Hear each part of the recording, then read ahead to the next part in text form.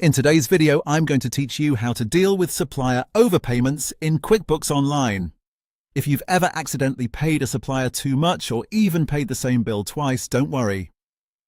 This is a common bookkeeping situation, and QuickBooks Online gives you a clean way to fix it. The right method depends on what happened next. Either the supplier refunded the money back to you, or you decided to leave the extra amount on the supplier's account as a credit for future purchases. Let's start with the first option, where you received a refund from the supplier. This could be a check or a direct transfer back into your bank account.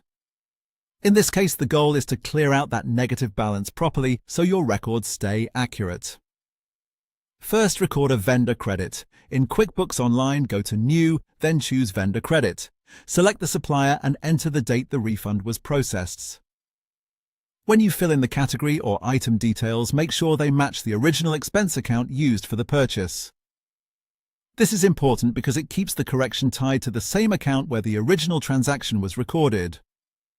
Next, record the deposit. Go to New, then Bank Deposit, and choose the bank account where the refund was actually received.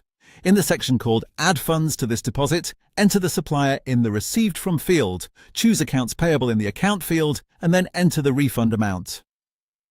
This step tells QuickBooks that the money came back from the supplier and connects it through payables instead of treating it like unrelated income. After that, link the deposit to the vendor credit. Go to New, then Pay Bills. Select the open transaction, which will be the deposit, and in the credit section, place a check mark next to the vendor credit. When everything is connected correctly, the final amount should show as $0.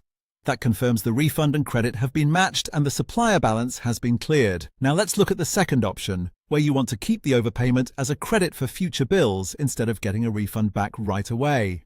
Start by creating a vendor credit. Go to New, then Vendor Credit, select the supplier and enter the date of the overpayment. Then choose the same category or item used on the original bill. Using the original expense account helps keep your books balanced and avoids misclassifying the adjustment. Then the next time you pay that supplier, go to New and select Pay Bills. Choose the supplier's bill, and QuickBooks will automatically show the available credit in the Credit Applied column. You can then use that credit toward the new bill, and that's how to handle supplier overpayments in QuickBooks Online accurately and efficiently.